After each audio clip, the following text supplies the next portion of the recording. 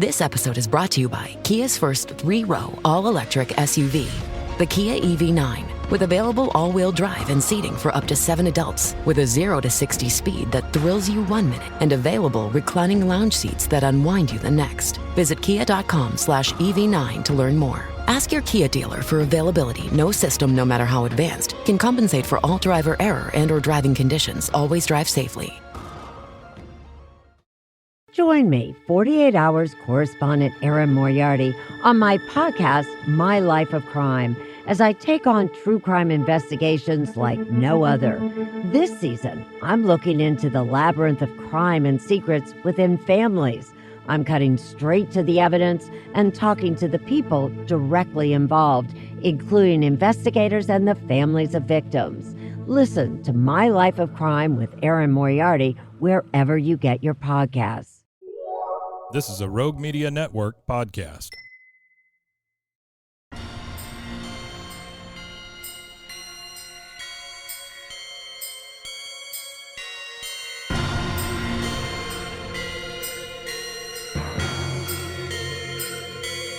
Boobies!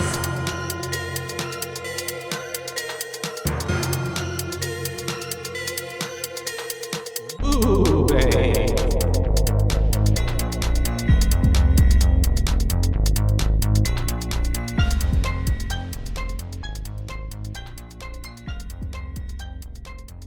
Hi. Hello, and welcome to Boobies. Boobies. That's right. We're your hosts. I'm Caitlin. And I'm Joshua. And today we're here to talk to you about a film that I saw when I was a kid Mm-hmm. and remember liking.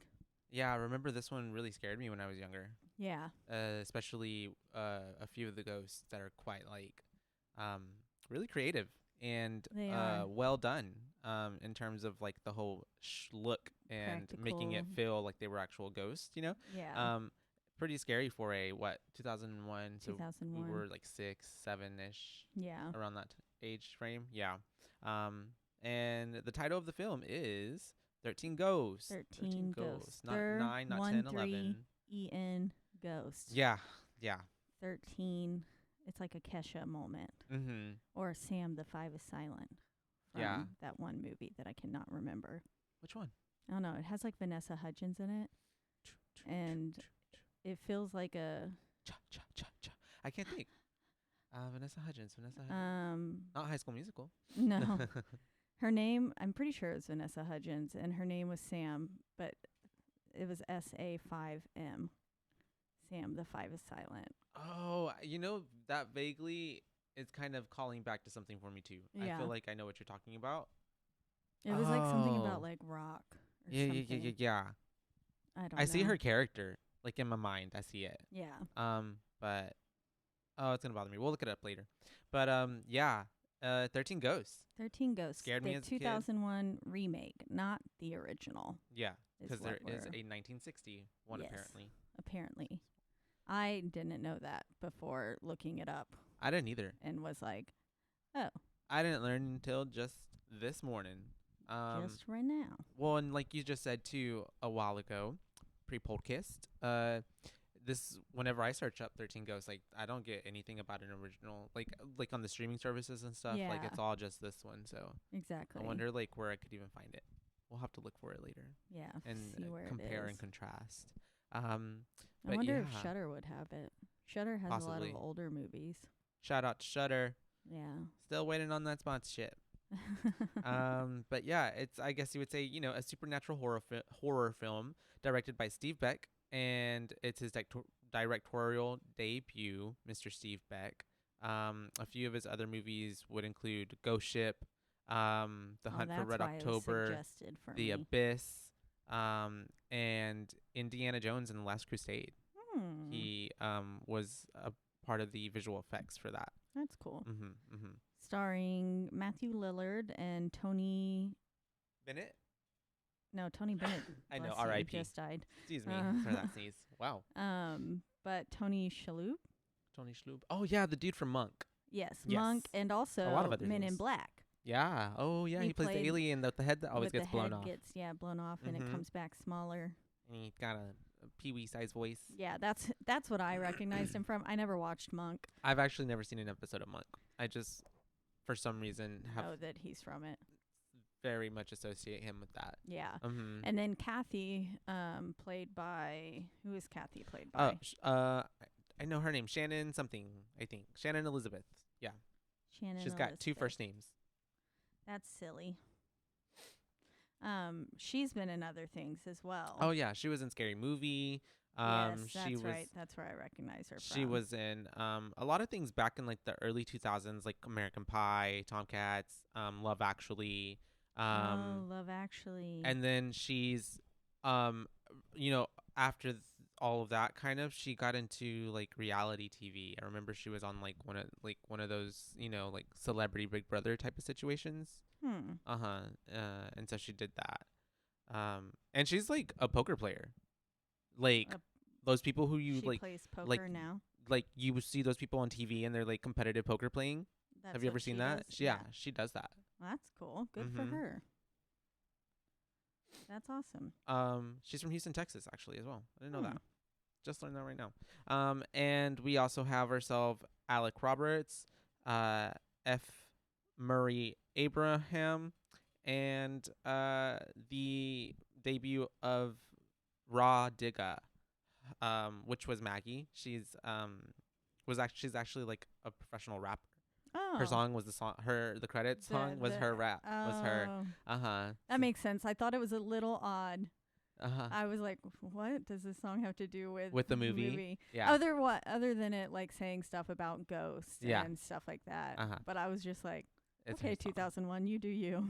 But hey, that's very early 2000s. Everything was kind of going into like the more like urban and ethnic and hip hop, coming off the 90s and all that. Yeah. As opposed to the bubblegum pop and stuff.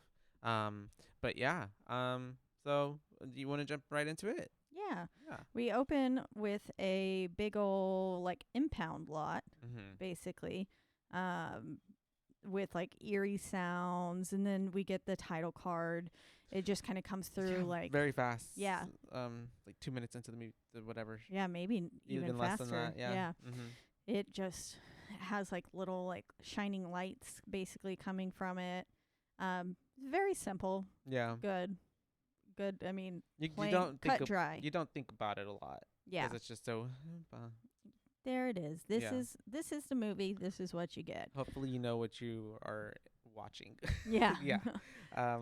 And so and then we have these trucks busting through a fence and big ass truck. A barrage of trucks coming in, followed by was it like a T-Mobile or a T? What are those old cars? Like a Model T. A Model T. That's what it looked like. It's just like one of those old school, fancy kind of station wagon-esque cars. Yeah, look, something that like Dracula would walk out of, maybe. Yeah. Borderline looked like a hearse kind of thing. Yeah. One of those, Model Ts were a little more open. Yeah. But yeah. And like as they're all pulling up, we see all these people, get out of the trucks, and then they start to kind of set up. They're doing something. Yeah, they're setting up for something. We don't know what, and they're all being very quick about it. They're like, "We don't have much time. Go!" And so everyone's rushing to get everything set up, and then that's when that Model T-esque looking car rolls up, and we get Matthew Lillard coming out of it, as well as our main, kind of villain, I guess. Villain, yeah, Cyrus. And Matthew Lillard's name, I didn't catch it till way later in the film, is Dennis. I call him Matthew for like half of my notes until he finally comes in and says like, "I'm Dennis blah blah blah," because like his name tag said Ben or something, and I was like, I'm not gonna believe that that's his name, because clearly he's not an electricity guy. He was faking it. I also in my notes too, he was Matthew for a while, but Dennis and Mr. Cyrus walk out of the vehicle, and you can tell that Dennis is like already kind of like he's like convulsing. Yeah, I don't know how to say it. Almost, and it seems like he's in like tremendous amounts of pain. Yeah, like crippling body pain. Yeah, he's like his whole body is like clenching, and it's just it's seizing, which is how he describes it later. Like he says he like basically goes into seizures, so it's like low key seizing. And then that was hard to say. Yeah, right. It's like a tongue twister. Seizing. Sally seizes by the seashore. No, it was my God, 10 times. And so Mr. Dillard is getting these flashes of visions while this happens as well. So right off the bat, we learn that he's a medium. In a some sense, sort of psychic. Yeah, and can see ghosts and stuff. And he wants to take some pills, and it's the way that Cyrus like knocks them the fuck out of his hands. And he's like, "I need you clear-minded for this. I need you clear-headed." Blah blah blah. And it's like, okay, dude. Yeah. But then basically he gets to work, and he puts his psychic abilities seem to be through touch. Like enacted and stuff by touch. And so he is touching the ground and then like gets all these flashes. We get flashes with him of everything. And he was like, 9 victims you said were here. There's over 40. And then that's whenever Cyrus is like, it was 9 when he was alive and he had a little fun after. Yeah. Basically killed a few more. Basically there's that many more. So what, 31 more victims he killed after his death? That's even more wild because it's like 31 as opposed to 9. Yeah, 9 in his life is like it's child's play. Yeah. Yeah. And then he gets to death and he's killing lots of people. Having the time of his life. And they're calling him the Breaker, right? Right now, did I not hear? I think I heard Dennis say that. Like, where's the Breaker? Something like that. And I was thinking they were referencing to the ghost as the Breaker. But then later on, we figure out that his name's the Juggernaut. He's the Juggernaut, yeah. I don't know what. Did you catch that at all? No. Okay, maybe I made that up, or I just heard someone else talking about Breaker, and I later took that on as he's looking for the breakers to get down. Yeah, but that's in the house. Yeah. Like I don't know. But anyways, my bad. Yeah. All that's happening, and then they're like, "Bring in the cube."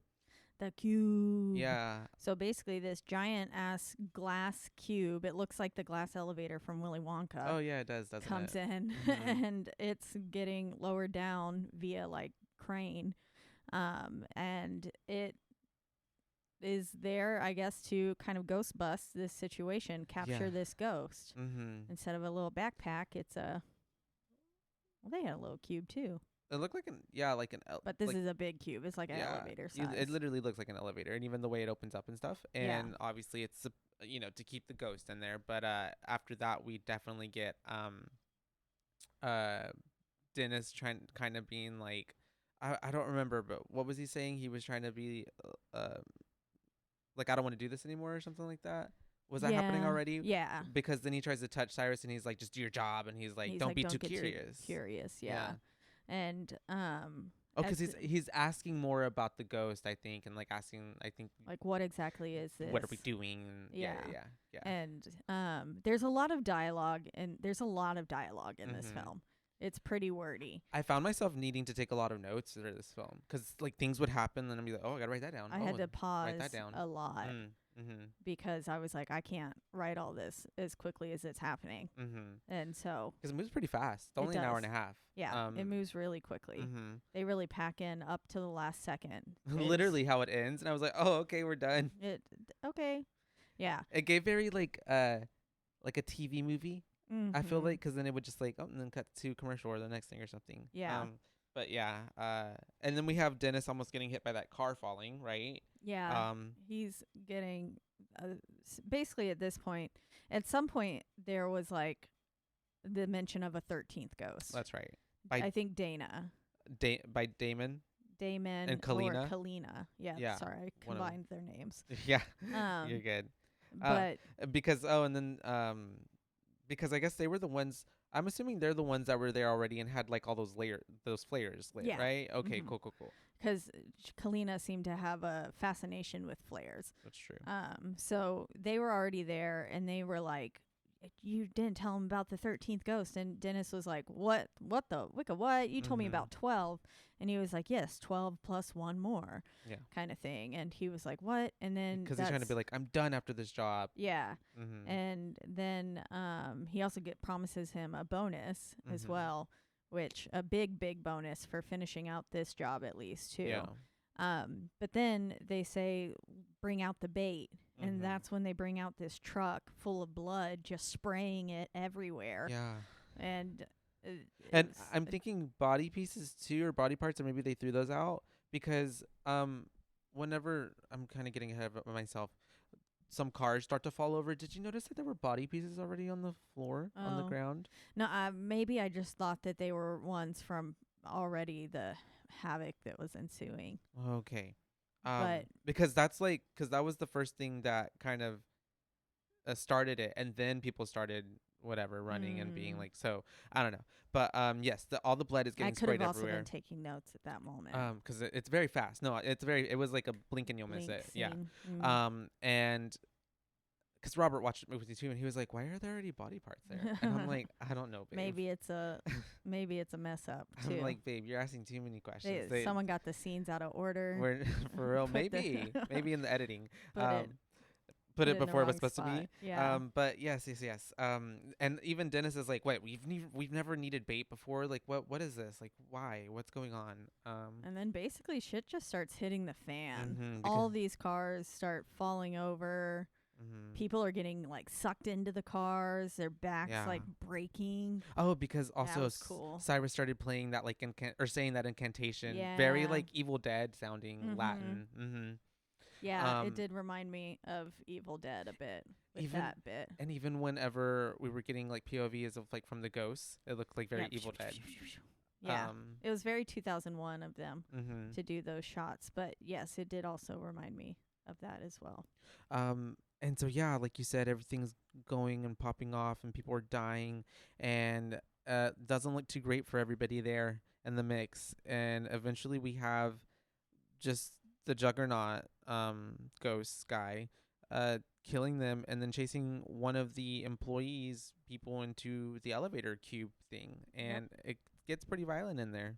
Because it closes after them immediately, and he just starts fucking him up. Yep, and Dennis is like, put him down, but this guy's already dead. It's like, what can you do at that point? Yeah, because otherwise you're just going to release the ghost again. So it's like, well, I guess that guy's got to stay in there. But also kind of like bad on that guy's part, because like, why were we not watching where we were running? Yeah, I get that he even hopped up. Yeah, he hopped to up. like get through that. Yeah, and then boing, or maybe that was his job. Maybe unknowingly. Maybe he was meant to lure him in. He was the bait. Yeah. Yeah. And at first I thought they intended Dennis to be the bait. Whenever, because he was like, time to release the bait. And then the truck started coming, and I was like, is it going to drive him into the place where he needs to be? Yeah, like sequestering. And just getting him, trapping him off, and putting him basically right next to the cube to where he was going to be the bait. I could see that happening. But it's not his time yet. No. Not just yet. Not yet. Unfortunately, it was the other guy's time.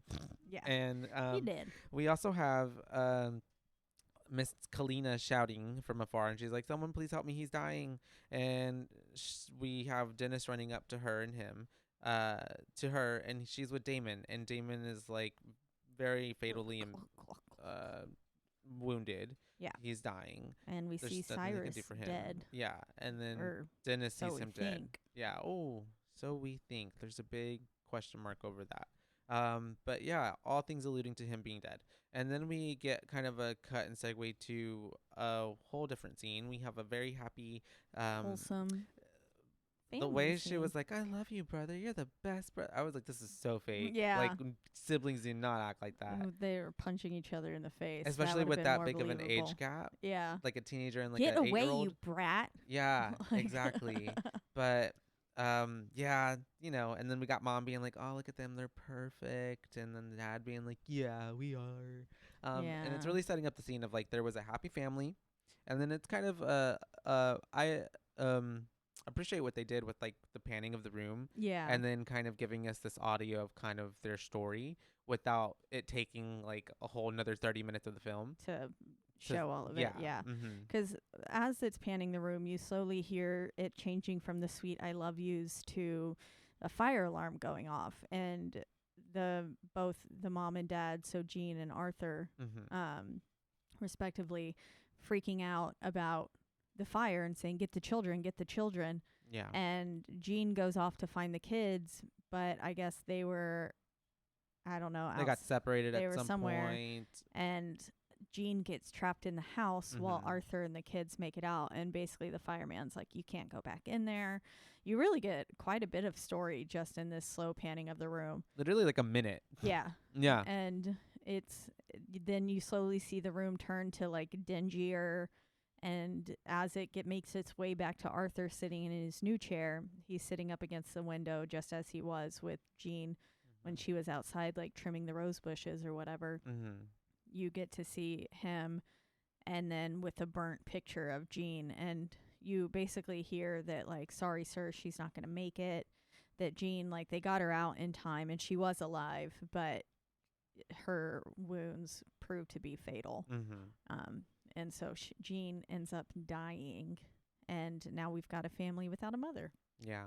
And things have clearly not been going well for them. Yeah. You can tell that the loss of the mom has definitely affected the home. Like you said, the house even looks dingier, dirtier. It's not been kept up, it's not even the same house, my bad.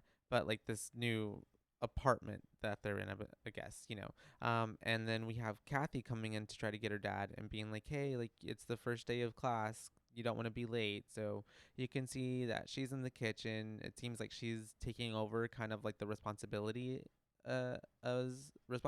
of like cooking and stuff, and probably like taking care of Bobby because her mom's dead and her dad is he seems depressed and like he probably a little absentee father right now. Very much so. Which I mean, like, there but not mentally there. Yeah, which I mean, like, it's understandable. Yeah, he just lost his spouse, his love of his life. And it kind of seemed like too, like they had like everything, like the perfect life going for them. So like for that dramatic of like a shift. And we get our nanny, Miss Maggie, and we get Bobby, our cute little brother, and he is. What is he describing? He's saying something about a beheading. Yeah. He's in the news. He's taking record of the death, like records of death that happen, and he's trying to say decapitated. There we go. But he can't say the word. It's like decopilated or something. Decopilated, yeah. It is something like that. And then Maggie comes in and says decapitated and draws her finger across her throat. And so then he was like, whoa, God, Dad, some guy got decapitated behind a Dunkin' Donuts. Dunkin' Donuts, that's what it was. I was like, and I love how Dad just like, I love Dunkin' Donuts. Yeah. He doesn't even like flinch at the decapitation part. Just, he wasn't, I feel like he wasn't listening. Yeah. And we also get him getting on to Kathy, the daughter, because he's like, you should let, Maggie cook. That's what we're paying her for. And she's like, have you tasted Maggie's cooking? So we get kind of a little, like they're still, like they're not super dysfunctional, but like there's still love and they're still like, playful and kind of joke with each other and stuff. And he trips over what's his name's Bobby's scooter, right? Scooter, yeah. Spills his coffee all over him, and this kind of. I'd be pissed. Yeah, he was. He was like, God damn it, Bobby. Damn it, Bobby. But basically he just tells him to get the scooter out of the way and like stop recording about deaths and basically get on with his life. I like how at one point while they are at the table, Bobby goes, yeah, and she's being a real slut about it. Yeah. About Kathy. That was funny. And then Maggie's like, don't call your sister a slut. I call her a bitch. Yeah. Yeah. I was like, good reinforcement there, That's Maggie. Because then she's like, a slut is actually what has loose sexual morals. Yeah. But we also, and then after all of that's happening, we get a knock at the door. As Dad was trying to get everybody, to leave for the day, and he's like, "Oh man, that must be the lawyer. I forgot they were coming." Yeah. And then we open the door, and we have our blue-eyed, sketch-looking lawyer. This guy also has been in a lot of things, but I don't know his name or like what I've seen him in before. I just know that I've seen his face before. The lawyer? J.R. Byrne. Oh, okay. Bourne. I don't know. He played Benjamin Moss. Mr. Moss is here to talk with the family because Cyrus left them, I guess, what do you call, or is that a will? Left them in their will? Yeah. Yeah. And he was in Teen Wolf. Oh, was it? Yeah. And the 100. The Teen Wolf. Yes, he was the dad in Teen Wolf. I'm like, it's all coming back to me. That's what I've seen him Mayans MC. from. I don't know. What was the thing after Teen Wolf you said? The 100. I watched that too. I'm trying to think who he was. Anyways, yeah, he is there to speak with them because of all of that, and so he brings in a whatchamacallit. It's like a DVD player or a laptop, and also too, whenever they're playing this on like the laptop or whatever it is, do they not notice that the background of the video, it's like demonic and like got like beasts and like it looks very like cultish. Yeah. Cult. Yeah. It does.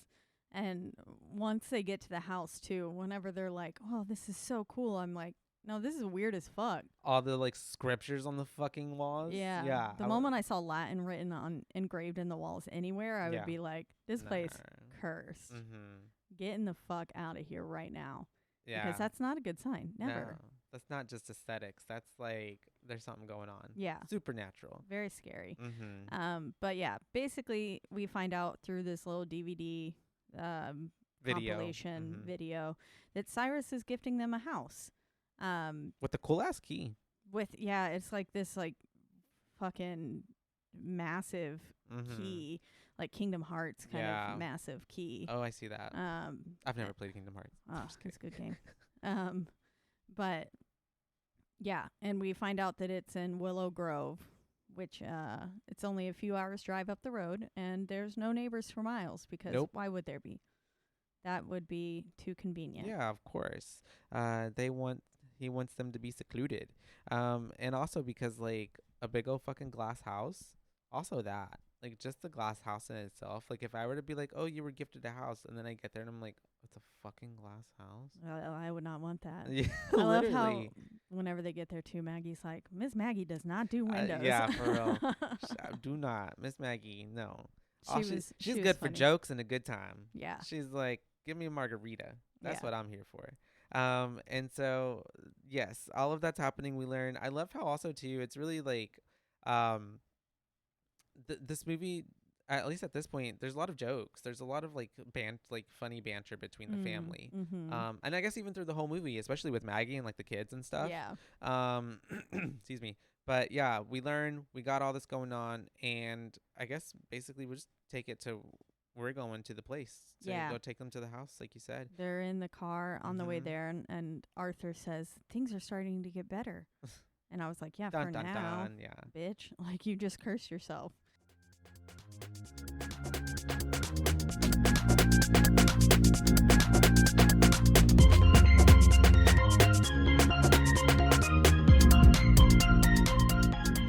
Did you know you could be putting oil and chemicals in your coffee?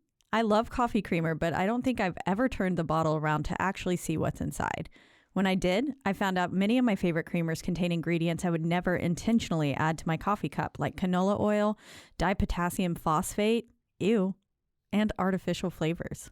Laird Superfood all started when big wave surfer Laird Hamilton needed morning fuel that could allow him to spend the entire day chasing the ultimate wave. He couldn't find anything in the market that met his ingredient standards, so made himself the ultimate plant-based creamer. Laird Superfood started and launched its first product, Original Superfood Creamer, in 2015. Laird Superfoods contain no artificial flavors, colors, or additives, and no sugars from highly refined corn syrup. All Laird products are sustainably sourced and thoroughly tested to ensure that you're incorporating the cleanest, finest fuel into your routine. All Laird products are also made of all-natural whole food ingredients, and they are crafted from the highest quality all-natural real food ingredients. Are you ready to feel more energized, focused, and supported? Go to lairdsuperfood.com and add nourishing plant-based foods to fuel you from sunrise to sunset. Use our promo code BOO at checkout to save 15% off your purchase today. I love smoothies, but I don't love smoothie bar prices. With my BlendJet 2 portable blender, I can make smoothie bar quality beverages for a fraction of the price. BlendJet 2 is portable, so you can blend up a smoothie at work, a protein shake at the gym, or even a margarita on the beach. It's small enough to fit in a cup holder, but powerful enough to blast through tough ingredients like ice and frozen fruit with ease. BlendJet 2 is whisper quiet, so you can make your morning smoothie without waking the whole house. Lasts for 15 plus blends and recharges quickly via USB-C. Best of all, BlendJet 2 cleans itself. Just blend water with a drop of soap and you're good to go. There are also over 30 plus colors to choose from. I myself chose black because it matches the color of my soul. What are you waiting for? Go to blendjet.com and grab yours today, and be sure to use the promo code BOO12 to get 12% off your order and free 2-day shipping. No other portable blender on the market comes close to this quality, power, and innovation of the BlendJet 2. They guarantee you'll love it or your money back. Blend anytime, anywhere with the BlendJet 2 portable blender. Go to blendjet.com and use the code BOO12 to get 12% off your order and free 2-day shipping. Shop today and get the best deal ever.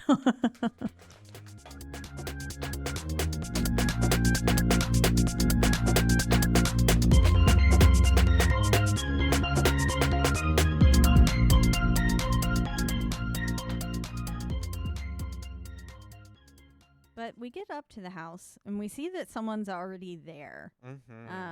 I thought they were in the house already. I couldn't tell at first, but we get outside and it's we see that it's Dennis pretending to be Ben, and he's in a little like an orange jumpsuit. Yeah, because he's a light technician. Prison, but yes. But apparently he's a technician. Yeah, and it's the way that he's like shining the light and being obnoxious to the lawyer and like, I need to get in here. Yeah, shining it right in his face. Oh yeah, he knows what he was doing. I would have been pissed.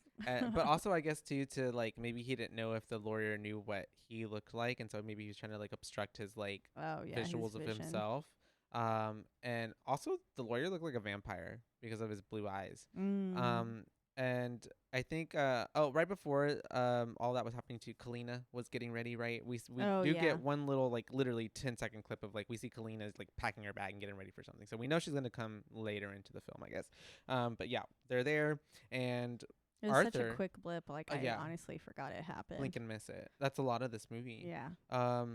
Arthur is like, you know what? He's like, you can come in. It's okay, because Dennis/Ben is like, my boss, I've only been here for 3 weeks on my job, like cut me slack, like let me do my job. And so that's whenever we start to put in that big old funky key into the keyhole, and it's basically got this huge like eccentric lock that lets him in. It's like it's some like tomb shit. Yeah, like, very much feels so. Like it's unlocking like it's booby very traps. It's very elaborate.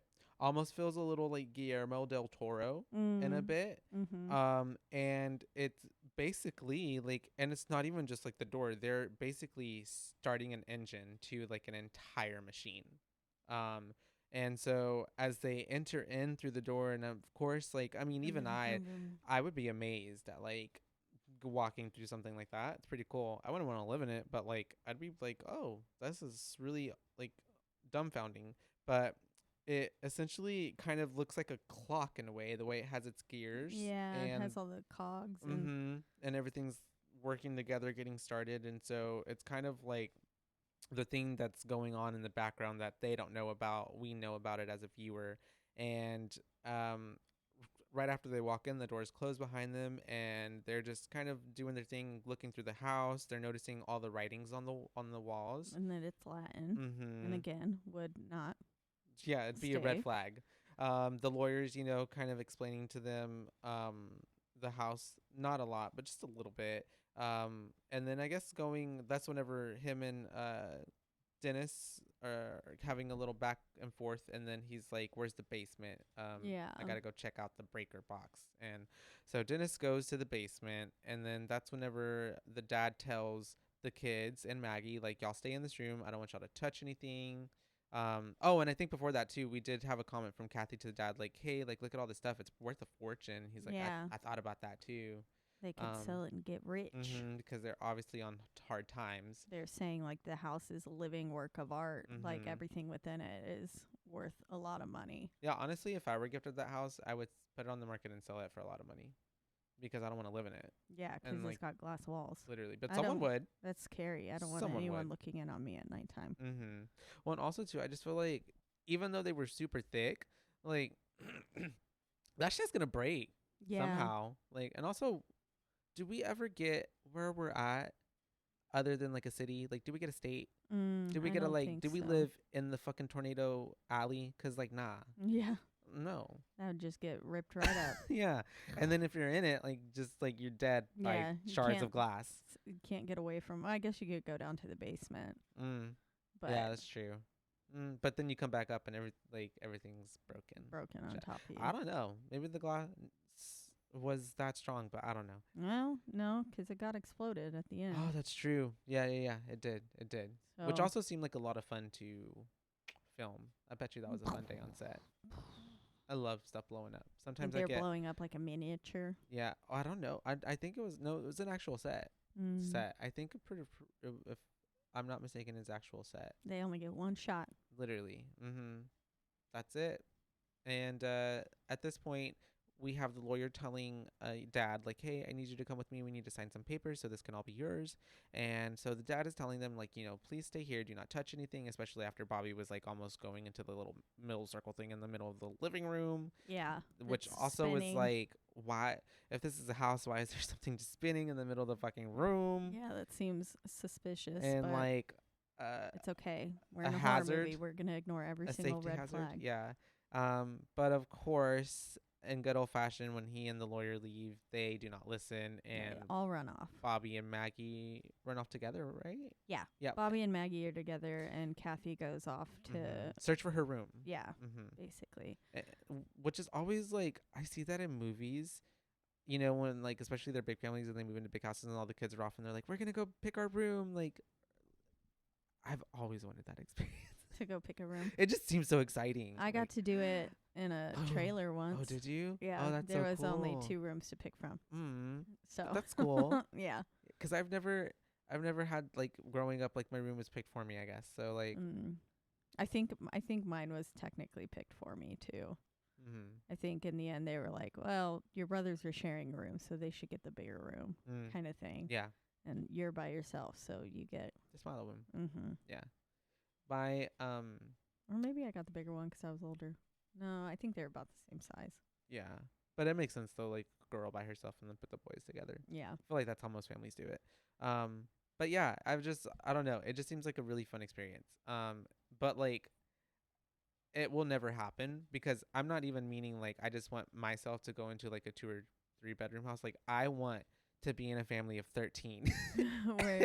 So you're just thinking of Cheaper by the Dozen. Literally, I want that. That's the experience I want. Was that Cheaper by the Dozen? Cheaper by the Dozen, yeah. 1 or was that 2? I don't know, 'cause they do move into a house, right? Oh, and then the that 2 little boy is gets on the cast. lake. You're right. It's the first one. That was yeah. There was a vacation home. 'Cause in the first one, it's the whole storyline is like the kids don't want to move, right, or something like that, and they're being rebellious because of it, or they just moved and they're being rebellious. I think that's what it is. Yeah. Yeah. So we Anyways. have back to the fucking movie. The kids are looking around. Mr. Arthur and what's the lawyer's name again? Ben. They are Mr. Moss. Mr. Moss. Shout out to Mr. Moss, who I know in real life. Oh, Kenneth. Kenny. Kenny? Who's And that? Sarah. Do- You met him at my birthday. Oh no, I'm and freaking out. Kenny in the Mouth of Madness. Oh yes. Okay. Yeah. Of so course. a listener and friend. Yes. Shout out to you. Shout out. But yeah, and they're off signing the paperwork, and then Matthew or Dennis is in the basement, and he's looking for money. Yeah, because he thinks, I guess, Cyrus would have left the money down there, which I guess he did, but not for him. And he ends up finding out that there are ghosts that are locked up down here in the basement. The ghosts that he helped to capture. Yep. And then we're back up at the top of the place with Ben and Arthur, and basically they're saying that because Arthur's like, I'm a teacher, like I'm a math teacher, I can't afford the taxes on this house. Yeah. And then that's when Ben tells him, like, well, you basically never have to worry about money again because he was really good with his finances, so you're pretty much set. Which sounds like a big scam. Yep. Yeah. Like, you don't ever have to worry about money again. Psh, come on. Yeah, right. Get out of here with that. I don't think he was that good at his finances. Literally. And so we do see that at this point we cut back to Maggie and Bobby in the room, and he is in what he thinks is his room, and Maggie finds a pair of those glasses, which I guess it's good to, well, I guess we're bringing it up right now. There are these glasses that you put on. They actually look really cool. and they help them see the ghosts and the spirits. Yeah, they help them see spectral like encounters and spectral beings. Which we saw the people wearing them in the beginning of the film, like the people who were capturing the first ghost, the juggernaut. But she puts them on. Bobby takes them, and he sees and notices that like the Latin spells are glowing. Essentially, glowing. Yeah. And then we're also at this point, Dennis comes up, he runs up, and he is saying basically, you need to get the fuck out of this house because he just encountered all those ghosts. And he was like, you need to get your kids and family out of here. I'll explain once we're out. He's trying to like save them. And he's like, we got to leave now. And then basically they're like, no, give us a fucking explanation. Yeah. And he's like, I used to hunt wraiths and blah blah blah, and saying like all these official terminology for ghosts. And he goes, ghosts. I used to hunt ghosts with Cyrus. And that's when sounds like a loon. Yeah, they're like, okay, Dennis. Yeah, and then especially because Ben is like, once a old rich person dies, like all the nuts come out, and he's like, this guy has been harassing my office for like weeks now, so don't listen to him. He owes him money, and which Cyrus did. Yeah. A lot of money, apparently. Supposed to give him a big raise or a big bonus for this, and but then Cyrus died conveniently. Yeah. And so obviously it's kind of heated at the moment. And then Dennis starts glitching just a little bit. He has this little seizing moment as he's like in the emotional state of everything going on, I guess. Yeah. And then because I guess Arthur is so close to him, I don't know. Or just the house. He's in a house full of ghosts. Yeah, I think it's just triggering him. He's overstimulated probably. Arthur's trying to help Dennis, but he's making it way worse because it's activated by touch. Yeah. And so he's touching him, and Dennis is getting flashes of Arthur's whole life and stuff like that. And the death of Jean. Yeah. And he's like drooling on the floor. He's telling him not to touch him. We notice that the lawyer walked off. He's no longer present in the room. Yeah. And we see that he makes his way to the basement with the glasses on. So we know that the lawyer knows what's up. Like he's been in on it in some way. And so he's talking to the ghost as he's passing by. He's kind of mocking them. Fun of them. Yeah. Yeah. And he then makes his way to this one room where he finds a suitcase, a thing of money that when he lifts it off, it's kind of like the pedals to like a organ. Yeah. And it starts, which honestly I don't know how he did not like notice all of that going on. But I guess he was so money oriented that he just was seeing green, and it starts basically setting the process. It was setting off all the chains that will eventually lead to the rest of this movie. And so the walls start shifting and changing, and it's like instead of glass panels, there are these steel panels that come out. Yeah, there's still panels coming out on the house. It almost looks like a puzzle, kind of the way that they're shaped. It's like Tetris. Yeah. You got like the long L ones, and then you've got some straight ones, and just little some square ones. Squares, and, all coming up. And that's when everything starts closing up, and then the weird circular thing in the middle of the house just stops. And it's like, uh-oh. And then all the little rings that were around it starts one like individually, right? Yeah, I think so. One and at a then time. It ends up opening a door to I call her the booby ghost. I call her titty ghost. Titty ghost. Okay, there you go. But booby ghost is good because we're boobies. Yeah. Boobay ghost. Boobay ghost. Yeah, I like that. Who later on we find out is the angry princess. She is released, yes. And we see that. And now he's taking back everything he said to her. Oh, yeah. Because he like walked by her and was like, nice tits. Nice tits, bitch. And then he was like, oh, why, did he say like, why you're so sad or why that's like bad representation? Yeah. And so she is walking towards him, and he's walking back because he obviously doesn't want to, get sliced by her and her knife. And as he's walking back, unfortunately, one of these glass doors like close, and it literally closes right on him, so it cuts him in half. This is the only scene I remembered from this movie as a kid. Traumatizing. Yeah, because I just remembered Andrew was like, what's it about? And I was trying to tell him, and I was like, I don't know. I just remember someone gets cut in half by a glass door that closed on him. It's pretty sick. And he was like, what? And I was like, yeah. You have to watch it. You have to see it. You have to see it for your own eyes. It gives very much like, the not the Matrix. Why was I gonna say the Matrix? Like Reminded me of Final Destination when that kid got smushed by the glass. Yeah. And then someone else got cut in half, right? Where his head Rory. His name was Rory. Rory, yeah, that's by right. those wires. Mm-hmm. And then I was thinking of as well, Resident Evil. That's what I was trying to think of. Whenever those lasers cut the people in half and they slowly start falling into pieces like cubes. But they look like Jello. Human Jello cubes. Yeah. Mm. Scrumptious.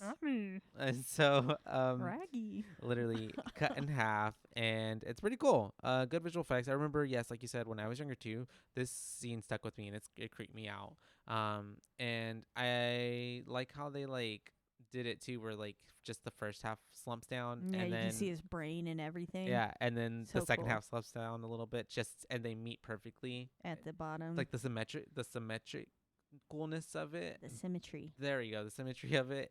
I really like that. Yeah. But it yes, was nice. he is dead. The suit is killed, no longer alive. I like how his tie fell off too. Oh yeah, all in pieces. The tie, Mhm. the little glasses. is very aesthetically cool. Yeah. He I liked really it. thought about that. He was I feel like this was a proud moment for him. Yeah. You know what I mean? I would be proud Yeah. if I made, because even just It looks for it real. being 2001, yeah, it looks pretty real. Mhm. Like good effects Mhm. were used. And So they did a good job. kudos to y'all guys. Kudos to the visual effects department. Unlike all the fun shaky camera angles. Mm. I mean, Through the movie? yeah. Yeah. It's just very fitting for the times. Yeah. And so we're back upstairs and we are looking for the kids and Maggie, and which is Arthur and Dennis. And then we cut to Miss Kathy in the restroom. Yeah, because Booby Ghost took notice of Arthur yelling upstairs around for Bobby Yeah. and Kathy and them. So Booby Ghost starts heading upstairs. Mhm. And then we're in the bathroom with Kathy. She put on cologne or perfume just randomly, just put it on. She didn't even really smell it. No. And I was like, bitch, what You if don't know you what hate that that is. scent? Well, there was a lot of the Neutrogena commercial that was happening for Yeah. 2 minutes, She was washing her face. and but the smile and yeah. It was a little no one washes their face like that. No, nobody. And they're always like, ugh, Yeah. get the water out of my eyes.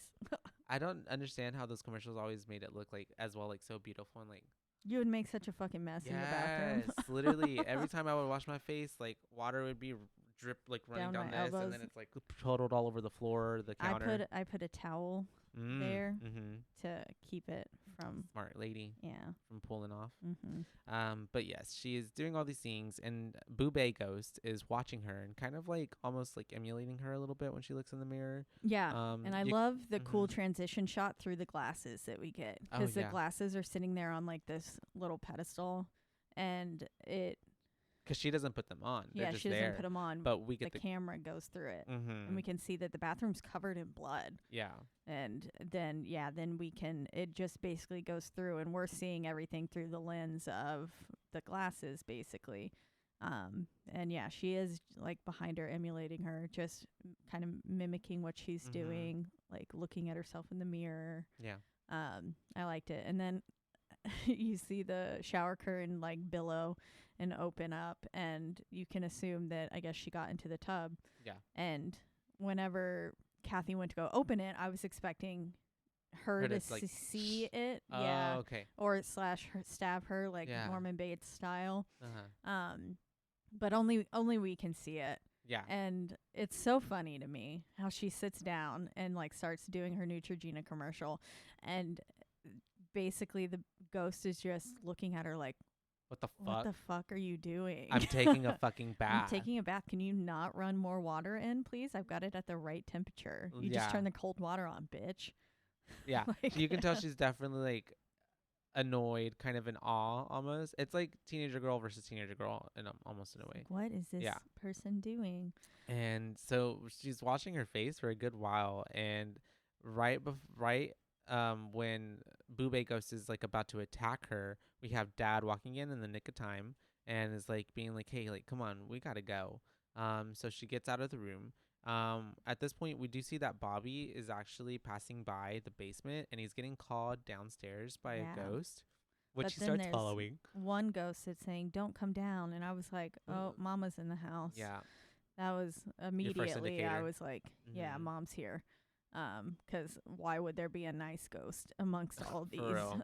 When we know they're all bad and like violent ghosts. Yeah. And yeah, we have this like back and forth between one ghost and another where it's like, come downstairs, and it's like, no, go back upstairs. And then he does end up not listening to the ghost that is telling him to go up. He goes downstairs, because he also thinks that it's either Maggie or Kathy like playing a joke on him. He's like telling them like, hey guys, like stop, come out of hiding, like this isn't funny. And so he's down there, and at this point he is oh yeah, he's down there. We see that little ghosts are like kind of glitching, walking about around him, and we cut back to, I think, to Arthur and Dennis talking, right? Or them talking upstairs. Yeah, I believe so. He's basically talking about Dennis containment spells, like on the glass is what the Latin is. And he's out of his outfit. And I love how Kathy was like, "Why is he wearing a jumpsuit earlier?" Yeah. And the dad's like, "Don't I'll start." explain later. Yeah. And basically Dennis doesn't want to help out, but he's like, I just want to get out of here. But the dad's like, look, I will promise to give you and pay. No, not yet. Anyways, he's just like, I'm keeping an eye on you because I don't fucking trust you. So you're going to have to walk around with us, okay? Because I got to find my fucking kid. Yeah. And basically Bobby's down in the basement. He's exploring, and ghosts are being locked left and right. Yeah. Basically. They're like minutes apart. Yeah. And Bobby's just down there exploring with the glasses on, somehow not really seeing any of them. No. Which was confusing to me a little bit. But then he eventually does see the ghost that was calling out to him. The ghost squirrel. The confined woman or whatever her name was. And Bobby then, turns tail. He starts running, bolts, yeah, as a little kid would. On his little scooter, starts scooting, and then he trips, and he like runs into the wall, a glass wall, kind of like those funhouse things that we were talking about with It Chapter 2. And he runs into it, gets knocked back, and then we get to see the torso ghost. Which was really cool because there was like this head and like saran wrap in front of him, in between his legs. Pretty and he's freaky. Like, freaking out because rightly so. And then you see this like saran wrap torso, kind of, it almost looks like a mummy, but with saran wrap. Yeah. Just like trying to walk on its way over. Hands. And so all of that's going on. And then we have back to the gang upstairs, searching for Bobby. They come to the basement after, Dennis has already told them like, hey, like there's fucking ghosts in the basement. And he's like, hey, stop. Like, what are you doing? We're not going down there. But the dad is like, look, I promise to pay you whatever Cyrus owes you if you help me to go down there and find my son.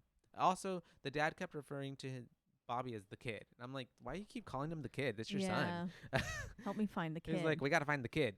I'm like, it's your son. That would make sense if Dennis was referring to him that way. Exactly. But not you. Not dad. But anyways, yeah, Dennis ends up obliging. He's like, oh, well, what the hell? Like, oh my God, I'm after the money. And so he ends up going down there with, what's his face? The dad. And then we cut to the mom making herself appear to Bobby whenever he's coming out of his like stupor, whenever he had fell. Yeah, right? And that little kid is sweaty as well. Oh, did you notice? Yeah, no. he looked terrified and sweaty and sweats. But yeah, the mom's coming up. She's in her very much like, what the IV stuff and like the hospital setting gown, yeah. Coming towards him, and she's half burnt. Is she telling him anything right now or not? Yeah, she is. She's like, get out. Saying, get out of the basement, go find Kathy and get upstairs. Like whatever you do, just get upstairs. But then we see Cyrus's ghost. Yeah, we see Cyrus's ghost, and he does something to Bobby. And we don't see Bobby again for a long time. Yep. Have no clue what happened to Bobby. I honestly forgot Bobby existed for a little bit. Yeah. Even though they kept being like, we got to find Bobby. I was Him like, and Kathy. Yeah, once Kathy disappeared, I was like, like she's going about my business. And then I was like, oh, right. They are missing, aren't they? Yeah. Yeah. Because there's just so much going on as well to keep you occupied. There's so many like left and right turns, because we do have that going on. Cyrus popped up, took him, and then we have Maggie and Dennis together in the basement, and they're looking, and he gives her the glasses so that way she can see the ghost, because he keeps fucking seeing the ghost, especially one called the Hammer. Yeah, I called him Steakhead I can see that. for a while until I noticed he had a hammer, and then once they called him the Hammer Ghost, yeah. And so she is now the first one who can see the ghost out of all of them, other than excuse me, guys, Dennis himself. And so at this point, they're walking around, and I think this is when Dennis has the vision of like his death, right? Yes, yeah. Dennis sees his own death from Steakhead Ghost, from the Hammer, and he basically just sees exactly how he's gonna die, and he's kind of like, that was weird, but just goes on. Yeah, he's trying to basically like ignore it. He's like, I'm gonna sweep that under the rug.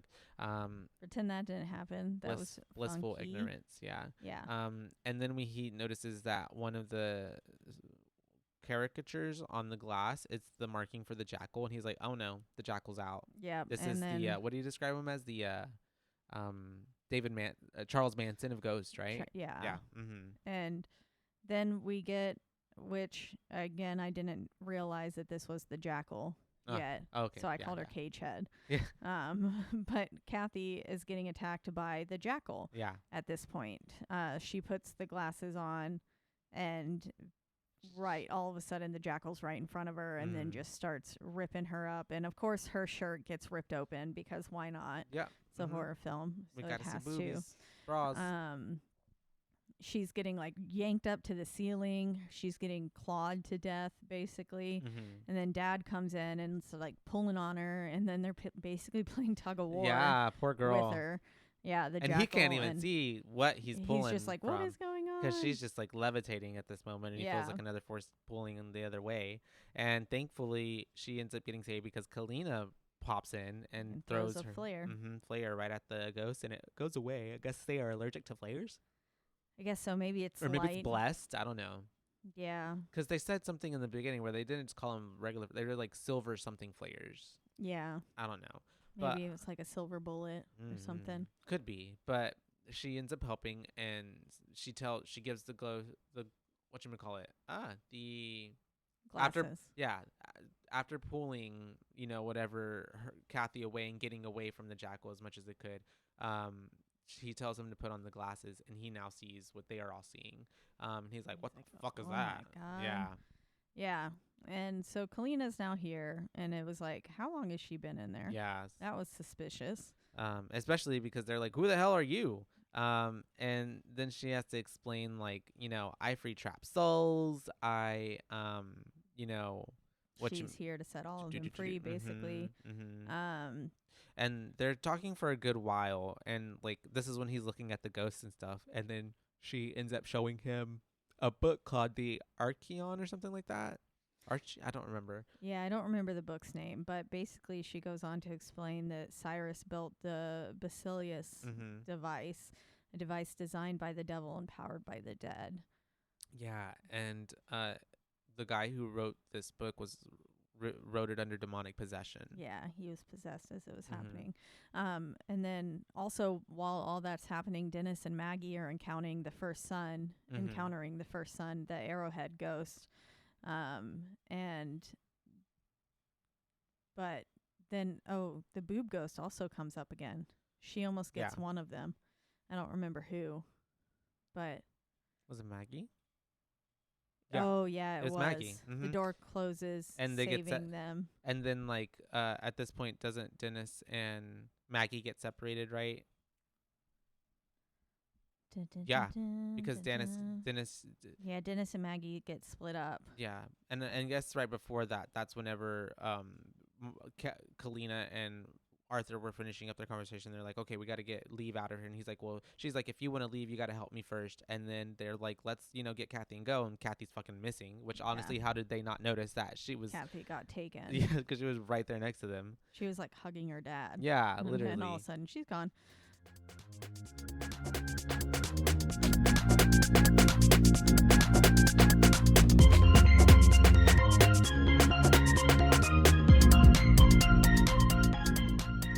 Did you know that dehydration is the leading cause of daytime fatigue? I was shocked to learn that even mild dehydration can cause headaches, muscle weakness, and brain fog. But luckily, there's a solution. Cure! Cure Hydration is an oral rehydration solution that contains the perfect balance of electrolytes and glucose to help your body absorb water and rehydrate quickly. The formula is made with all natural ingredients like coconut water, powder, and pink Himalayan salt, and is free from artificial flavors, sweeteners, and preservatives. Cure Hydration is vegan, gluten-free, and non-GMO, making it a great option for anyone with dietary restrictions or preferences. The packets are convenient and easy to use. Just mix with water and drink. They're perfect for on the go, travel, or anytime you need a quick and effective hydration boost. Hydration is more than just drinking water. That's what Lauren Picasso, a lifelong endurance athlete, discovered as she struggled to stay hydrated no matter how much water she drank. Lauren founded Cure, a science-backed electrolyte drink mix to make hydrating easy for everyone. Cure believes that hydration should be simple and effective, but also clean and natural. That's why they use only the highest quality plant-based ingredients and avoid any artificial or harmful additives. They're committed to transparency and honesty. All of their ingredients are clearly listed on their website and packaging, and they're always happy to answer any questions or concerns. Ready to combat dehydration? Try Cure today and feel the difference for yourself. Use code BOO for 20% off your order. Are you tired of the same old boring puzzles? Mix things up with Wongo puzzles. Each puzzle is a custom design with intricate patterns and whimsical shapes that will keep you engaged for hours. Plus, their eco-friendly materials and commitment to sustainability make Wongo puzzles a guilt-free way to unwind. Wongo puzzles are 100% wooden puzzles, meaning they'll last forever. Each piece is hand-drawn, so no two pieces are the same, and you'll discover some fun, whimsy pieces as you work through it. They come in a custom wooden box, which is perfect for storage and gifting. With stunning design and unique shapes, Wongo puzzles are a cut above the rest. So what are you waiting for? Go to wongopuzzles.com and pick your puzzle today. And be sure to use the promo code BOO and get 10% off of your order. This is the most fun you've had with a puzzle guaranteed or your money back. Go to Wongo, WONGO, puzzles.com and use the code BOO to get 10% off your order and get puzzling right now. Wongo.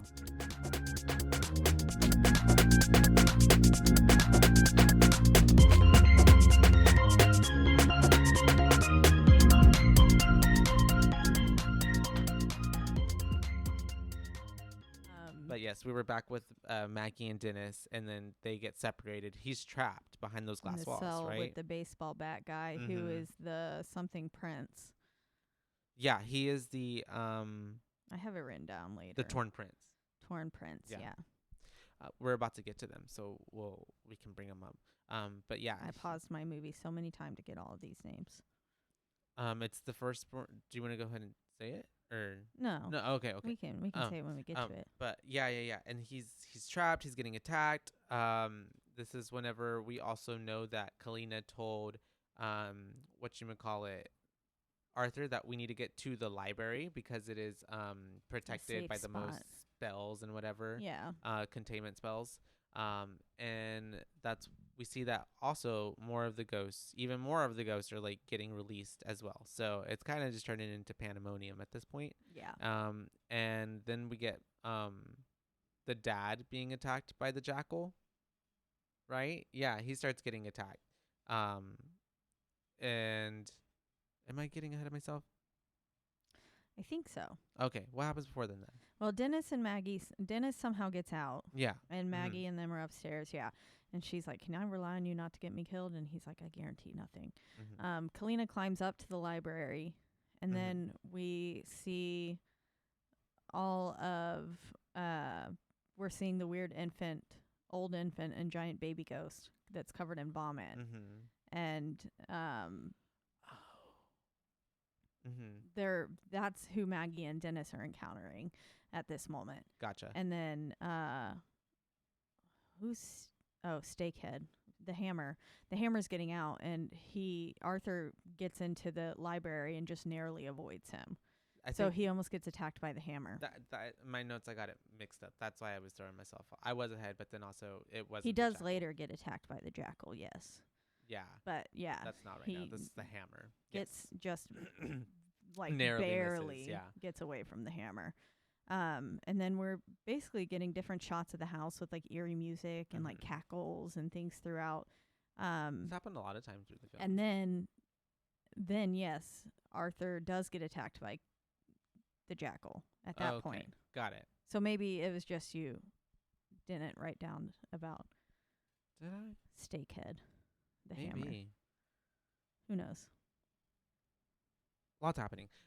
But and then we get to the library after that attack, right? Mhm. Because we're in the library and Kalina is very much like attacking Dennis, and Dennis is, You got arguing money back for with her. capturing souls. Yeah. Blah blah blah. And Arthur is sticking up for Dennis a bit, but then that's whenever she's like, "You didn't even tell him, did you?" And You then didn't he has tell him about the fourth ghost. the fourth ghost, and the fourth ghost. Who is the fourth ghost? It's Jean, because she says St. Luke's Hospital 6 months ago, Mm-hmm. and he was like, I love "What?" I love Maggie in the background. You could see her realization. She's like, it's so Yeah. funny to me. She's like, that's his wife. That's his wife. Yeah. And so she's very much. We figure out Jean is the fourth ghost. She's was trapped in the house. and she was handpicked by all these ghosts were handpicked by Cyrus. Mm-hmm. Dennis at that point in the past didn't know that she had a whole husband and a life and all this. He didn't know who Arthur was. But yeah, all this is happening, and that's whenever we get Miss Kalina explaining even further about what was needed for this machine that it was built, and that this house is a machine. Mhm. It's not just a normal house, yeah. but its entire being is part of this mechanism.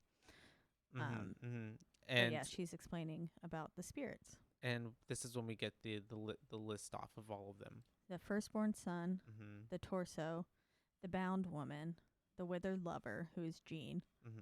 the torn prince, the angry princess, the pilgrimess, who we only get to see the pilgrimess twice. Yeah. She just barely Has no. she kind role. of gets in there, almost attacks Arthur at one point, I think, Mm-hmm. but he gets narrowly Away. avoids that. But the pilgrimess, the great child and the dire mother, the hammer, the sign of hell's winter, the jackal, Mm-hmm. and the juggernaut.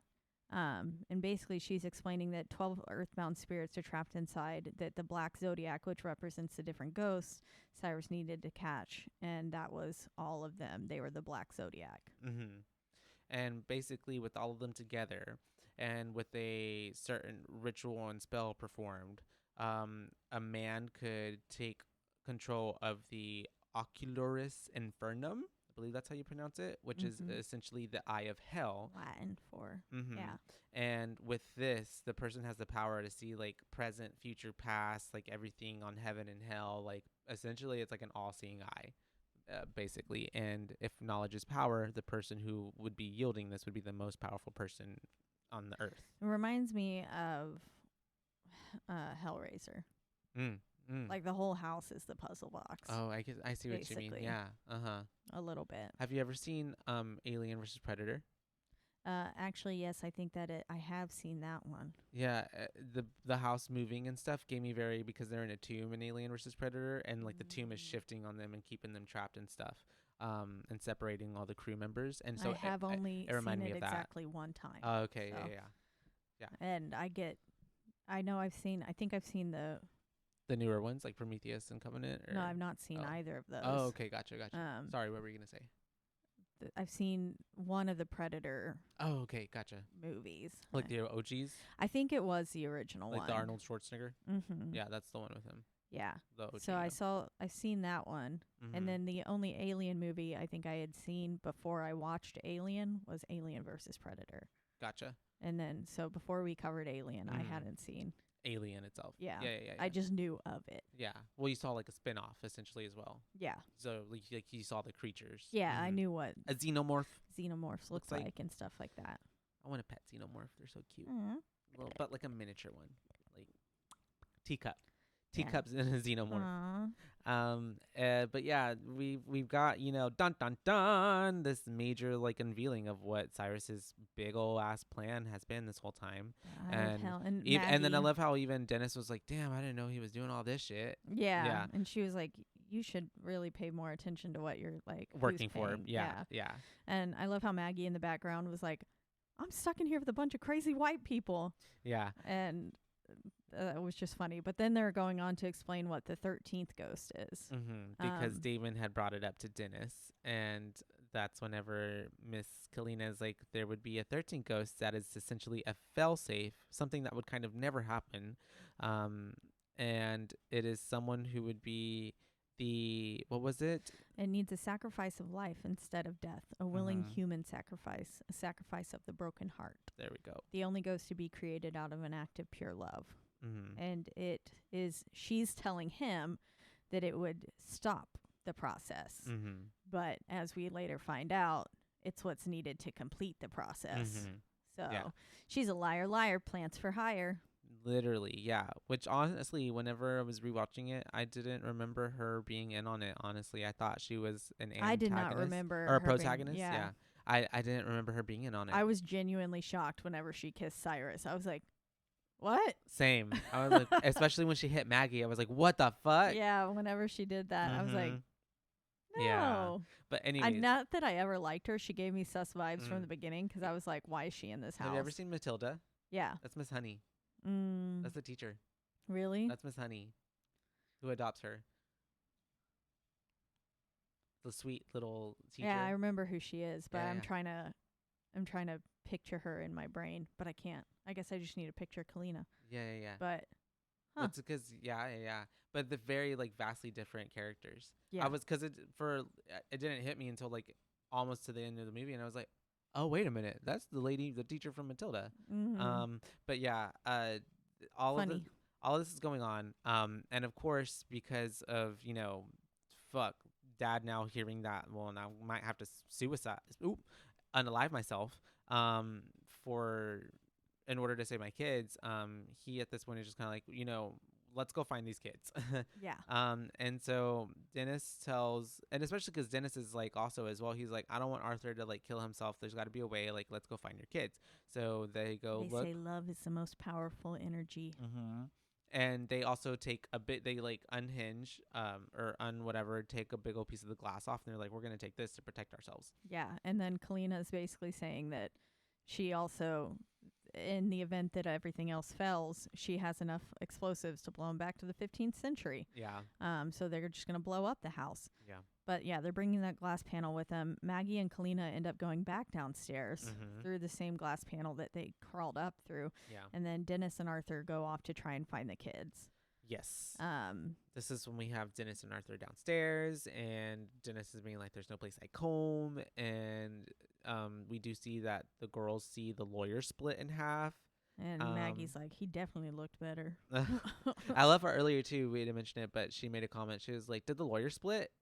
Did you ever catch that? Yeah. Yeah. Yes, he did. He did indeed. He literally split. Right in two. And then we have Kalina and Miss Maggie going right to the machine's heart, I think is what I would call it, like where all the cogs are and stuff. Yeah. And at the same time we have the boys being attacked by the Torn Prince. Torn Prince, Mm-hmm. yeah. Mm-hmm. So going ham on their glass panel. really is, but they're like trying to fight back, and they're like, let's push him back, ram him. And they are fighting back. They're doing that. We do see that Cyrus comes out, and after Kalina knocked Maggie over the head. Yeah. And Kalina hits Maggie, and we realize she takes the glasses off, and he's not a fucking ghost. Yeah. He is still alive. But it's very confusing to me that he fucking is.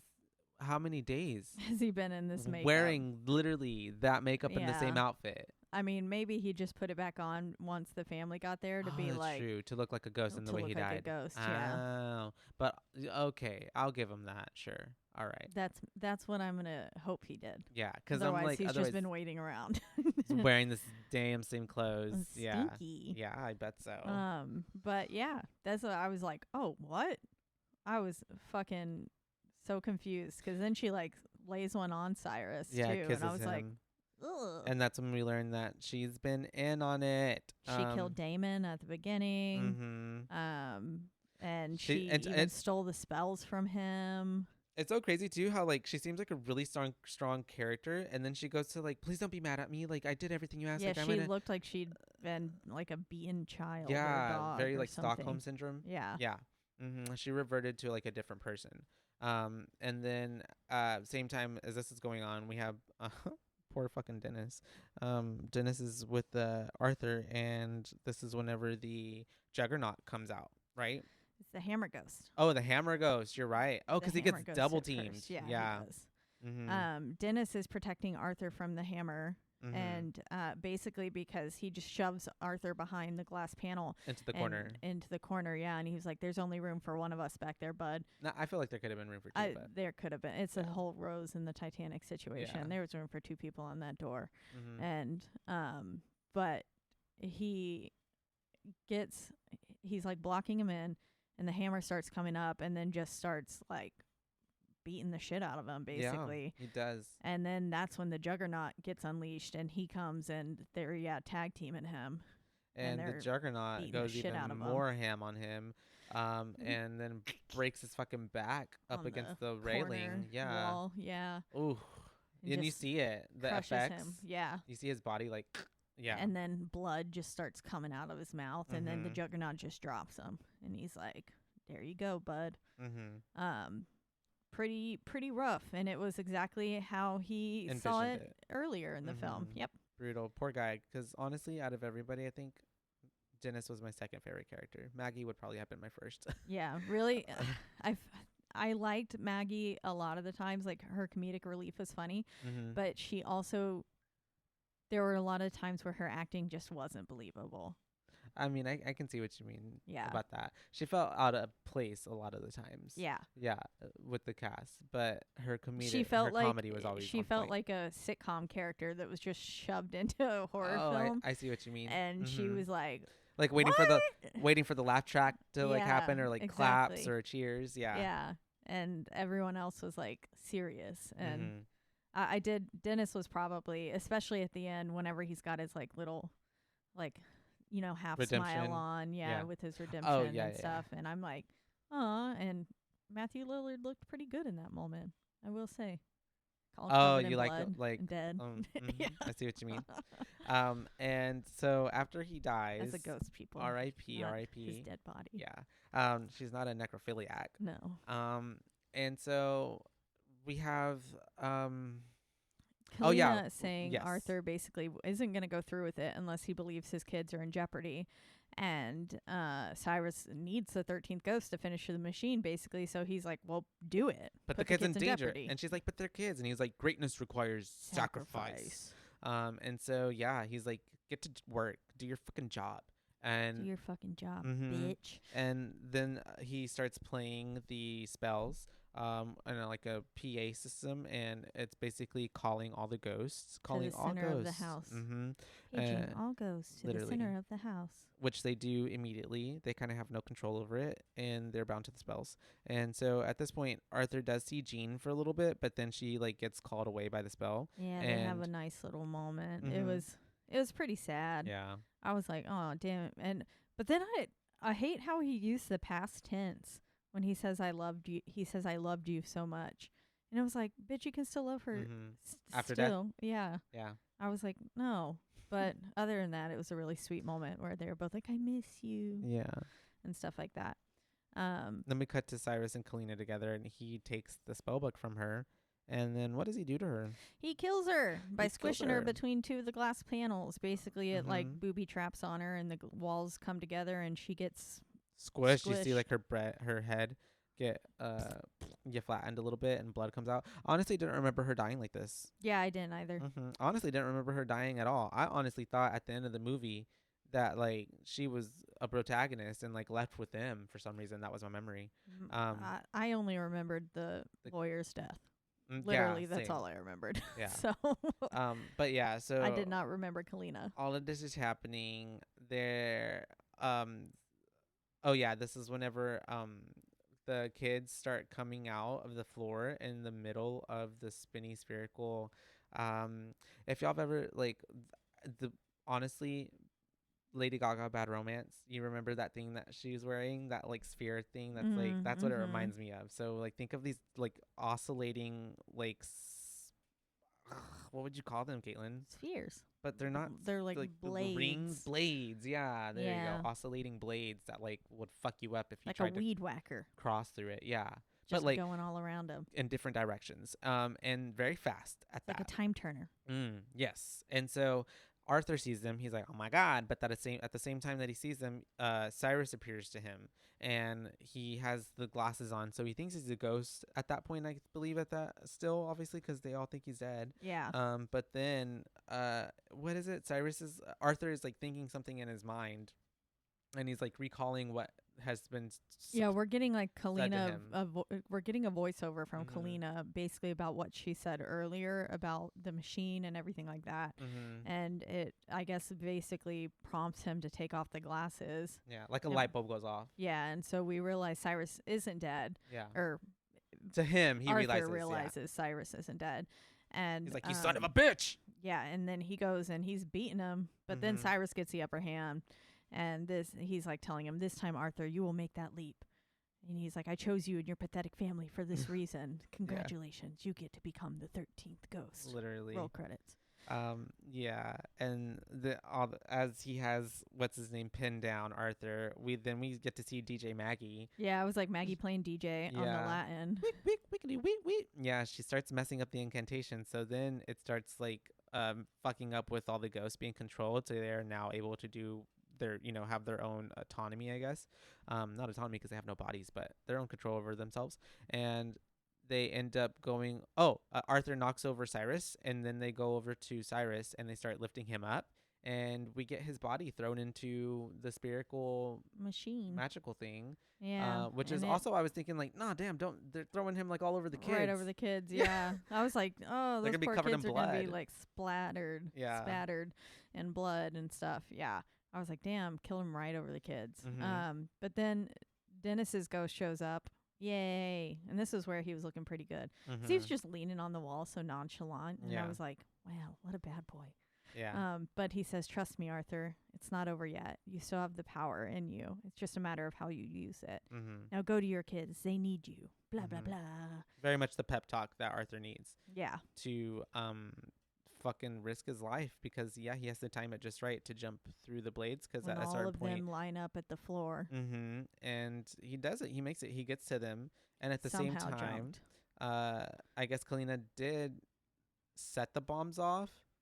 Yeah, well, the machine's like, I think the machine is because she just was imploding on itself. So it's like exploding, and then the house starts exploding because the machine's going haywire. That's right. Is what it is.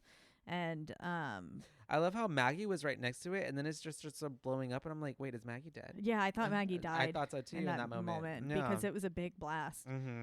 But nope, she's apparently fine. Yeah.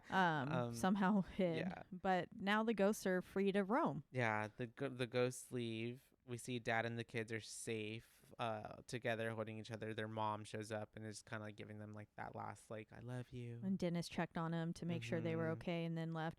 And then the way that the mom said, "I love you guys," sounded like a drunk person, like, "I love you guys." Yeah, it did, didn't it? I love you guys. So much. I'll always love you. I love you. Yeah, and then she fades away. There's just the way that they had her voice, like, to make it spooky sounding. Yeah. Spooky ooky, but it was comical to me. Yeah. But yeah, she disappears, and then we get basically just this ending of Maggie saying, "I quit." Yeah, I'm sick of this shit. This was not in the job description. I quit. And then abruptly the movie just Credits. ends. It's just like the end. And it was was like, so funny. Oh, okay. Yeah, I was a bit like, oh my god, okay, I guess we're done. But done here. end out with a bang. Yeah, and that is 2001's The 13th Year. I'm just kidding. 13th Ghosts. And do you have any fun facts for us today? Trivia time. In the movie, the characters needed special glasses to see the ghost. In the original 13 Ghosts, viewers needed special glasses to see the ghost. This is one of the few details that was kept from the original. The effect for the torso was achieved by using a double amputee wearing a special black hood that could be used to digitally remove his head. Oh, interesting. Wow. So everything was pretty real. Well, yeah, they casted it. Bear Duncanson, or Herbert, I don't know, Duncanson, who plays the Hammer, was not originally hired as an actor for the film, but as a stand-in for reference and test shots. When the original actor cast for the role never showed up, He was given the role of the ghost at the last-minute replacement, and there was no time to hold auditions for a recast. He had a pretty big role in it. Yeah, he sure did. Of all the creatures' makeup created for the film, the Angry Princess, Shauna Lawyer, required the longest time to apply at 5 hours. It was her whole body. Yeah. Well, I guess that was everybody's whole body, but it was her naked body, so that's a lot of makeup. Yeah, it is. And I wonder if her boobs were like prosthetics or if they were her actual boobs. And then many viewers complained that the movie had a lot of strobe lighting and flashy editing, making it physically painful to sit through. Which I didn't really notice that. Yeah, I didn't either. Like, I've seen a lot of movies that we watched with horror movies that like where it's a lot more strobe lighting than that. Yeah. Like flashing. It didn't seem that way to me. But haters gonna hate. Apparently some people thought it was painful. Yeah. Anyways, boo time. Boo time. I believe. It still kind of held up for me, even though like I hadn't seen it in a really long time. I guess almost like a rewatch, like a fresh rewatch. And I remember especially like when I was little, like this movie, like the jackal, that moment where the guy got cut in half. I think especially more so the jackal, like kind of scared me a lot when I was younger for some reason. Just his whole face in the cage, or her face, they, them, they might be non-binary. I don't know. And the storyline, it's, I mean, there are a few moments now when I was watching it, like it's a bit cheesy, especially in the beginning with the kids and the family. And like some of, honestly, the daughter's, Kathy's acting, I don't like it at all. It's very bad to me. Yeah. Yeah.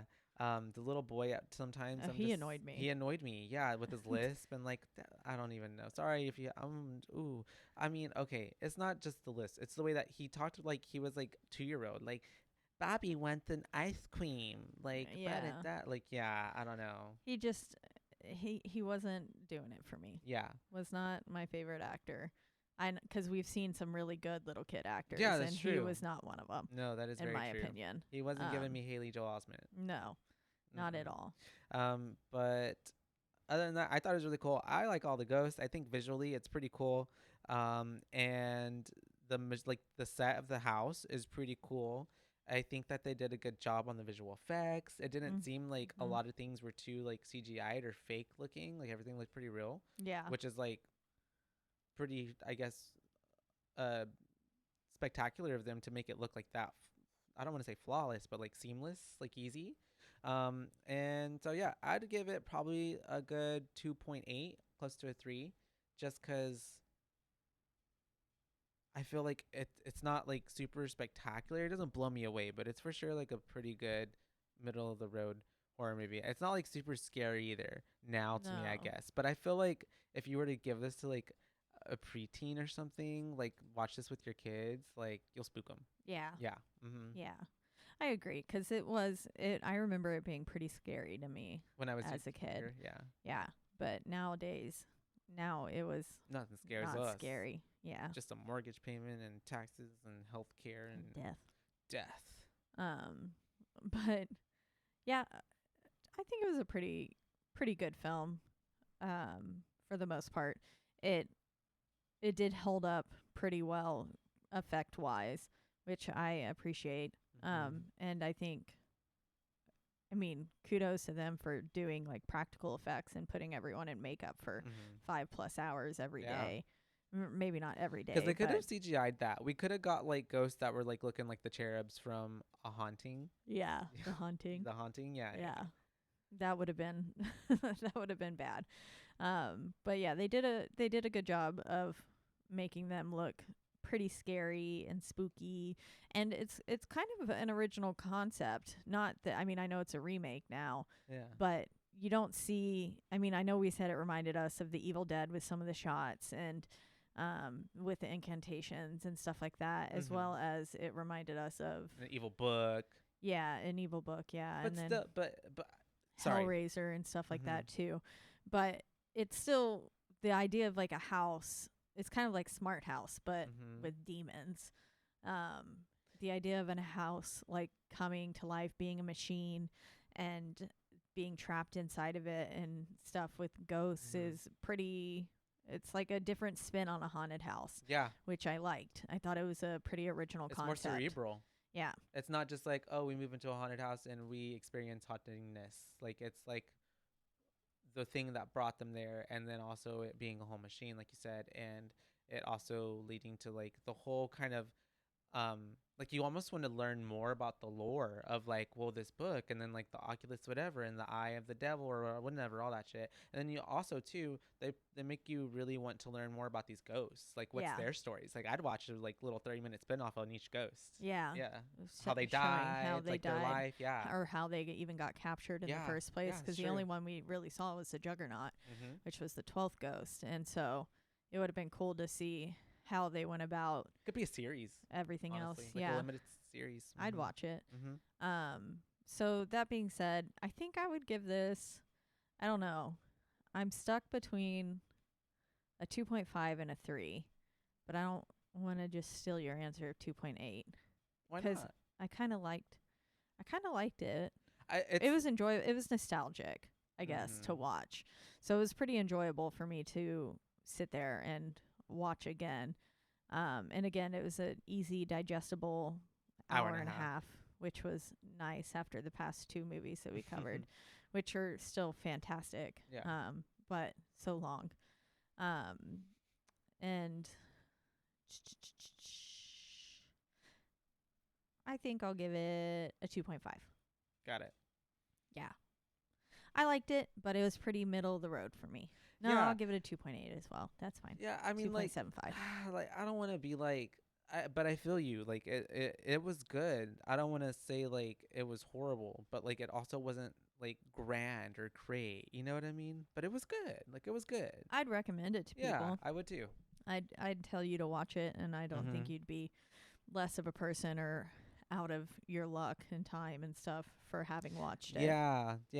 I watched it. It was enjoyable, and I don't feel like I wasted an hour of my life. Yeah. Yeah, like being like, oh damn, I could have been watching something better than that. I changed my answer. Yeah, it's a 2.8 for me. Cute. Pretty solid movie overall, And and the practical effects, were solid, Mm-hmm. which I appreciate. Even if some of them looked a little dated nowadays, like the hammer a little bit did. But maybe it's 'cause that guy wasn't even supposed to be an actor. Maybe. 'Cause some of his like facial expressions and stuff, I was like, I don't know. But maybe that's why. Yeah. But yeah. That's so a 2.8 solid from your boo base. 2.8 solid for 2001's The 13th Ghost.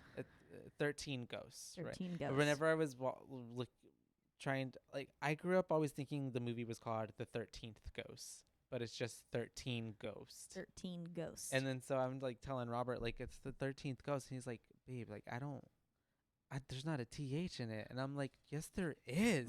I was like fighting him on it. I'm like, it is called the 13th Ghost. And he's like, no, it's 13 Ghosts. And then finally we're like, oh, okay. But I'm like, in the movie, they're never like 13 ghosts. They always keep referencing as the 13th Ghost. Ghost, yeah. So anyways, but It's you were just remembering the film. yeah. But as always, you guys, we are in the lovely Rogue Media Network studios in a new building, as we mentioned last time. So we're still kind of getting used to it. Yeah, today we're in the video lounge, which is fun. Yeah. And we're on the 21st floor of the Alico building. So we get a nice view up here. Nice and bright and sunny. Really do, honestly. And just like our podcast and any other podcasts that is through Rogue Media Network, you can find this one and others on their website, which is roguemedianetwork.com. That's right. And you can listen to us and all those podcasts as well on a slew of podcasting platforms, the biggest 2 being Spotify. And also Apple. But wherever you do listen, don't forget to rate, review, like, and subscribe. That's right, because that is the only way we can get ahead in this world. And tell your friends. Word of mouth is huge. That's a great way for us to gain new listeners. And if you rate and review us and stuff, that's also one of the ways we can get actually ahead and show up on like some lists and stuff of good podcasts to listen to. So if you do listen and you haven't rate and reviewed us yet, please go do so. Even if 5's only. Yeah, five's only. 5's only, bitches. 5 booze only. Also, please. it's pretty fast. Just rate us, and don't even have to leave like a paragraph of something. You could just be say, like, I love like it. this. My favorite. Yeah. love Joshua and Caitlin Yeah. the most. But And we'll say, we love you too. yes, we will. Yeah. And you could do that. You could also engage with us. Where can they engage with us, Caitlin? On our one social media platform, which is Instagram, and that is at BOOBAES podcast, boobays, because we're not your boob. Ooh, I messed that one up. Can I start over? yes, on our one social media platform, which is Instagram, and that is at BOOBAES podcast, because we're your boobays, not your boo babes. That's right. And until next time, you guys, we don't know what we're covering next, but you'll It'll see. be a surprise. Yeah. Yep. Bye, bays. Bye, bays.